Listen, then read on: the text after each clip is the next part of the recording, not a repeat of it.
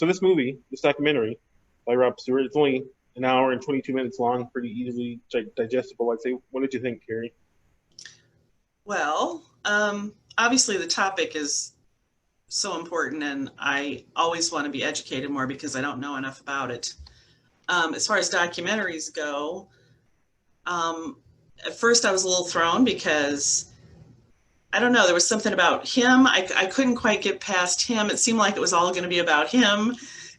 He seemed a little bit, it was all over the place for a while. It felt a little bit disjointed, like, usually I guess I'm used to, yeah, Canopy has wonderful documentaries. So this was a little bit more, and he made a joke about it at the beginning, like he wasn't a documentarian and didn't have experience. But it took me a while to figure out where he was going to go with his focus, because it all started with the sharks, of course. And he did a lot of filming of demonstrations and activist groups. So we kind of hopped around a while. My favorite parts were when he had the professionals on kind of speaking and giving the overviews, which I thought were really helpful. And also the young boy towards the end, that really hit home when he was just talking as a little child, only he was so knowledgeable and so interested as a young boy. That really motivated me too. But I think I felt kind of just, maybe it's just from having watched a few of these. I don't know if you've noticed this at all, but with everything that's going on, I felt a little bit of I can't save the world fatigue, because this one was a little bit more depressing, because you do get the feeling at the end that there's things to do. But yeah, I really wanted to feel like, what can I do about this, Yeah, it's interesting. This movie is at this point maybe 6 years old, 7 years old. Um, and that little boy, it's easy to take someone who's has a lot of energy and they are a middle schooler, maybe even a high schooler, and I don't say this for myself, but I think it's easy for some people maybe to dismiss them and pat them on the head, and talk about how they're precocious or whatever. But at this point, that boy is a voting, citizen wherever he lives. A lot of this is taking place in Canada, and well, he goes to these activist conferences all over. Well, it's not they're conferences, and activists show up, but they're all over the world. But yeah, it takes activists like this young boy, I guess, for lack of a better word, yeah, full of energy, full of the right information, full of fighting. And now, somewhere in the world, I didn't look him up, but he's probably about should look him up, shouldn't 18, we? 19, 20 now. And I mean, that's what it takes, I guess. This movie, more than anything, lays it out that, it's not about the individual and what we do on a personal basis. It's about how we as individuals can vote or, you know, participate in activism to sway all of the economies, the corporations, the governments that do make the big differences. Um, so we talked last week and for Anthropocene about how so much of that imagery is something we hadn't seen before. And while we did see one of those excavators again, I saw another thing that I guess I was ignorant to. I knew that there was oil and that there were pipelines that were going to pass, you know, through Canada to get to us, but I had no idea what all these tar sand Yeah. fields were. What did you think of all that? Yeah, I mean, I don't know, maybe this is just me, but I always have the illusion that Canada's some more natural, more progressive, more something than the United States, less people, less whatever. I had no idea that they had this pretty awful thing going on. It's the biggest one in the world, they said. It's just when you can't get the oil through liquid in the ground, it's mixed in with sand and dirt.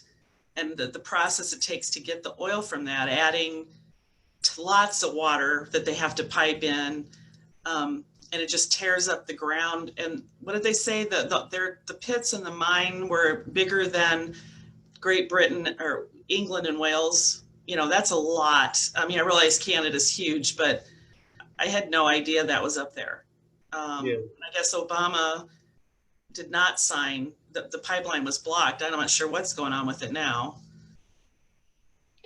Yeah, well, I'm sure that we can look that up, I guess. But I'm sure that those tar sands are still a major Yeah. enterprise. I don't know how many different companies are up there mining that stuff, but from what it sounds like, it's bigger than Wales, and I don't know if they said England or Ireland. I can't remember. England and Anyway, Wales. yeah, that sounds gigantic. It's all in Alberta or wherever. So yeah, this documentary does put Canada on blast quite a bit. He criticizes Canada for not having any just environmental plan, any kind of climate change plan, whatever it might have been after the conference they were in. Was it 2016? Is that what year it was? Yeah. Yeah, I don't know if it was 13 or Or they 16. call it COP16. Maybe that was something Yeah. else. Or yeah, I can't remember what it was. Shows how much I paid attention. I'm ignorant not only to the world around me, but also the things I watched in the last Well, 24 hours. dates give or take a year. I guess now they are more crucial, aren't they? I mean, they make it sound like we really cannot wait. I think this Right. was the first documentary in the series of documentaries you've been watching that really brought the political angle in. Like a couple people saying, the scientists know what to do, everyone knows what to do. The cost is doable that we spend more money on other things, but there's no political will to do it. And that is so frustrating to think that we are all at the mercy of politicians on something that's important is just, you know, I don't know. It almost makes you do want to go march on Washington because it's so ridiculous, in my Yeah. opinion. Yeah, the march on Washington D.C., not Washington State. You ever see that Onion article where it says "Nation's idiots march on Washington State," and it shows these guys at these picket signs just going down an empty Pacific Northwest road? Anyway, that's the Onion. Um, but yeah, this makes it pretty clear that it's things that need to happen now. Things that the young activists, and doesn't I say that he shows a lot of young activists, but anyone of any age can be out there, either writing letters, making calls, being out in person, and then I guess the people making all the gazillion dollars off of all these industries have to be persuaded that they can make as much money fixing the problem as they have exploiting it, well, yeah, I guess maybe it's just seen as abandoning these tar sands and whatever else now is leaving money on the table. Like you have to just strip all this bare and clean, and then move on to the next thing to make maximum dollars. Everything's very here and now. We need money this quarter for our stockholders, shareholders. So let's not worry about next quarter, next fiscal year. Things have to be done right now, and that's how decisions are made. It seems like everything's for a very short-term profit. But, are we supposed to believe that every business person, every corporate executive watches and sees what we see and doesn't have any feeling about it, doesn't have kids, doesn't have a family, doesn't think about it, doesn't like birds? I mean, are we supposed to think that everybody in that industry is in a vacuum and really doesn't care? It's hard to imagine that that's true. I don't know. I guess collectively they don't care enough. I don't know. I mean, when it comes to making money, I don't know if they're waiting for someone else to just take the charge. I really I don't have the answer for that one. I guess it's more of a question for the universe at large to hear rather than for someone to answer. But yeah, there's a guy in there named Ronnie Jumeau, who he's basically the equivalent of like just throwing your hands up. He's like, reason won't do it. It would have done it by now. Logic won't do it. It would have done it by now. So whatever happens, whatever catastrophic event has to happen to make people change their mind, it's probably going to be a point where it's too late to do anything at all for it to matter. And there's been a lot of things in the last 5-10 years that have basically told us it's already too late, and that's kind of a scary thought. And maybe that puts people into a sense of just complacency where, if there's no point to do anything, if we're already too late, then why do anything at all? Well, wasn't that the question from the audience member that Rob, the guy making the movie, didn't know how to answer? They were like, he was trying to protect sharks by stopping the shark fin harvesting. Yeah. And I guess shark fins are harvested for gourmet soup in China. And that she's like, well, this is great that you figured this out, but what's the point if the sharks are going to be gone and the habitat's going to be gone anyway? Right. Yeah, within 40 years or whatever, from either overfishing or just destruction of habitat. But meaning, this goes a lot into what's happening to the coral reefs, reef bleaching, or coral bleaching. I can't remember the term that he uses in here. You said acidification. But man, yeah, that's pretty jarring when you see that whole the reef full of life, and then you see basically what looks like some kind of lost city of Atlantis ruins after there's no species around the actual reef. When you said this earlier, it's like watching the movie Dune, where who knows what it was like, billions of years before, but now it's all sand. Mm-hmm. That seems far fetched, but when you see what can happen in such a short amount of time, the idea that we could really end up with way too much heat and not enough oxygen is not that far fetched. Yeah, it's really crazy. There was a guy near the end. I don't know, was it out at the Reef Eden or whatever it was called, but this guy looks like he's about in his late 70s, and he said that no one now or in the future will ever see the coral reefs as he has seen them. Like, and within one lifetime, it went from this rich, colorful ocean full of life to now a very hazardous, on the brink of death environment. Well, one of the things I was thinking about, if you live in the Midwest like we do, and you're landlocked, and you hear that over here some strange shrimp in some pool across the world are going to die, or sharks that you're never going to see are dwindling, but you're looking around and your trees in your yard are fine, and you've got a garden, and you're thinking, well, so we lose a few shark.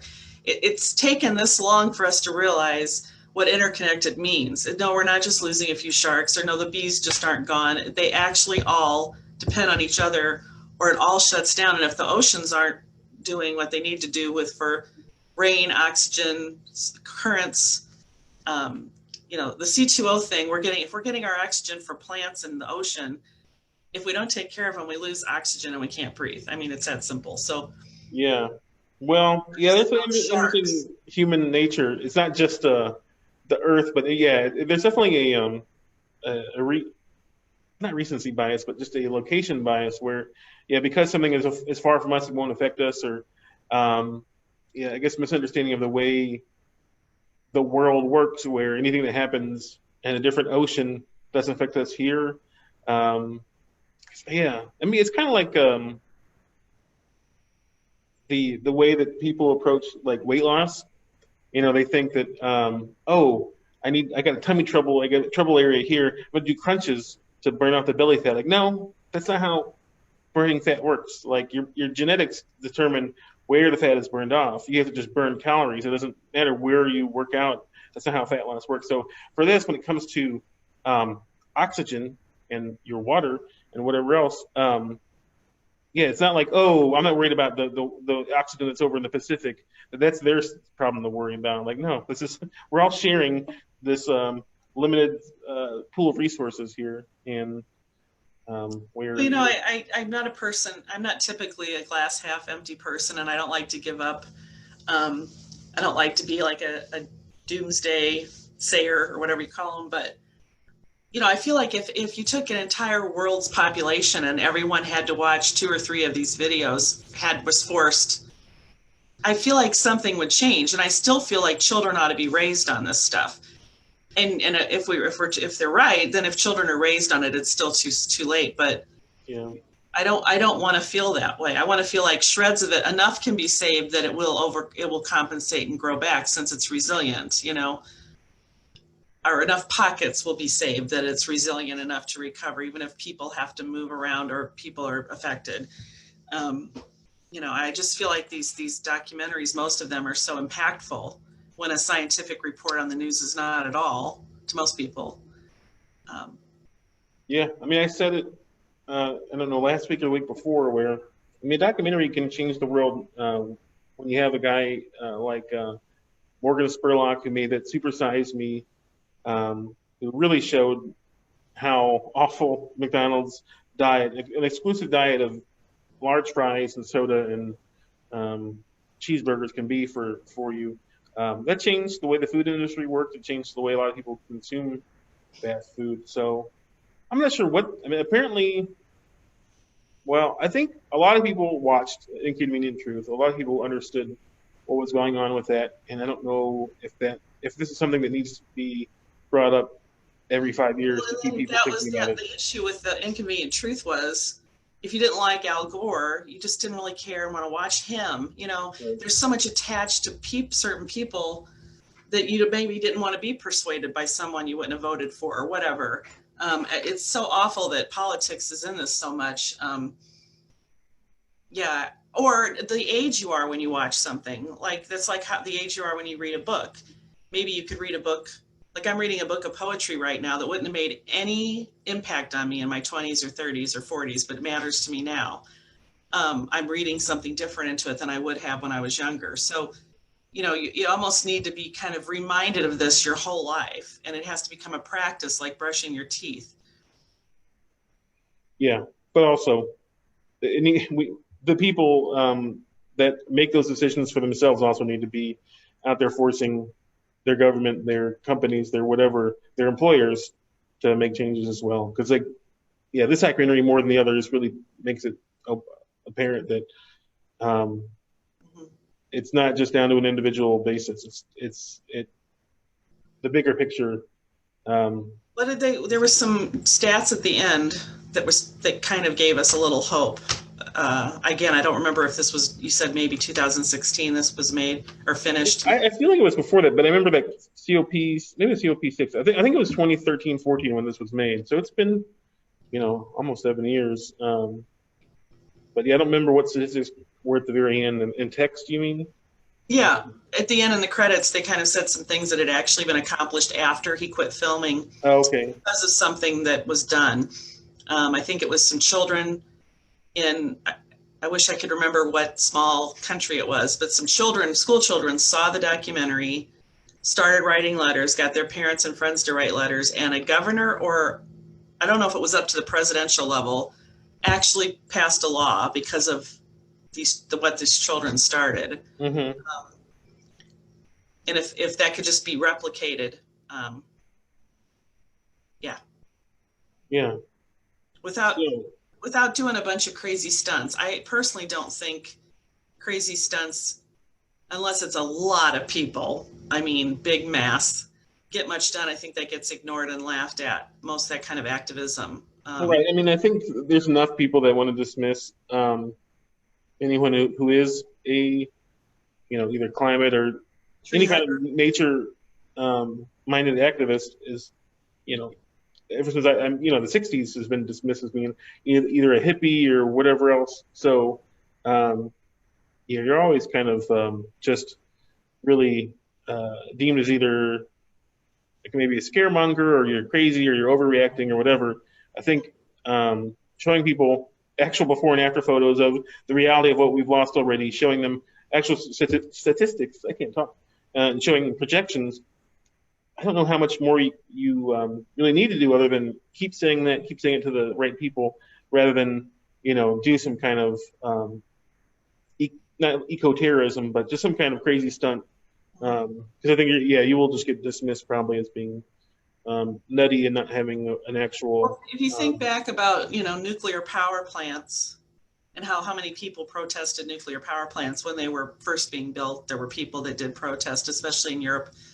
And, you had to have some meltdowns before people kind of went, oh, it is almost like catastrophic things have to happen. So if that's the case, then let's hope it's not the biggest ones and it's some smaller ones that get people's attention first.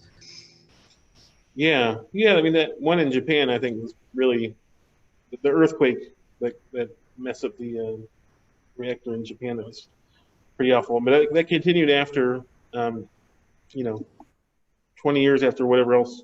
What was the one that 87 was that in Pennsylvania? Where was 3 Mile Island? What is that?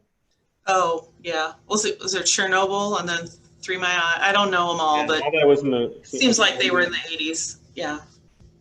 Well, yeah, 80s. Who remembers what happened then? Did you have any problem watching this documentary for just as it was made at all, or did you think it was fine? Like, what do you give it? Oh, about the guy injecting himself. He reminded me of that. There was that activist that was he made up these shorts about Joseph Kony, this kind of rebel leader in Africa who was, you know, committing genocides. But this guy, he really was making this whole movement kind of more about himself and putting himself in there. I think this Rob Stewart is just doing something that Michael Moore does and that anyone else would do. It's just kind of inserting himself and making a personal documentary and putting himself out there. I don't know if he's trying to do some vanity project here, make things too much about himself. I think he's just coming at it. Yeah, I didn't think it was purposeful. I just thought the documentary could have started, 20 minutes after after he started it. Yeah, well, yeah. You know what it reminded me of? In the beginning of the Rocky movies, or in the beginning of Friday the 13th movies, they spend like 5-10 minutes just showing footage of the previous movie to like recap. I'm like, I'm marathoning these. I just saw that movie. Don't show me more footage of the same movie. And so what he did was, in the beginning of this Revolution, the fight to save our oceans, showed I don't know how many minutes of shark water footage, and he just spent the time talking about like, oh, I just made shark water. I didn't know what I was doing. Here's some outtakes from that, and then he gets into this movie. Maybe he was trying to show. I kept thinking later, well, he's probably trying to show some authority, like why he has the right to speak about this. Like, who's this kid? Why is he doing this? Well, I have this authority based on what I don't know. Well, as it is, it's an hour and 22 minutes. Without that, it would be like an hour and 15 minutes. So maybe he's just trying to get an actual feature film length production here, and that's why we have. I mean, I would give it a 4 just because I think the topic's so important. Yeah, all this stuff should be watched. So when it comes to, do I spend my Canopy credit on this or do I not? I would say it's worth it. I mean, there's other ocean and water documentaries that I considered putting on for this to coincide with the chapter 6 and 7 of the sixth extinction. But I think this one had more of a conversation around it, more of a discourse, and the other ones were more just nature, just feasting on the visuals. Right. The other ones were more imagery with a little bit of background narration, where this was much more active. Right. So even though here's the thing, this movie documentary, we say it's 2013, we're reading a book, The Sixth Extinction, which is still one of the, the big tome, it's not a tome, one of the main books that people refer to when it comes to the current situation we're in when it comes to mass extinction of species, climate change, and everything else. And that was written in 2014, The Sixth Extinction was. So, seminal? Yeah. Will be. Anyway, I think it feels like we're running long here. Is there anything else we want to say about? I would just say that I'm watching all of this because of this program you're doing, and I might not have stumbled upon all of them on my own, even, and I think it's so important. I'm still learning things that I didn't know about, which is really important. So I think they're all worthwhile.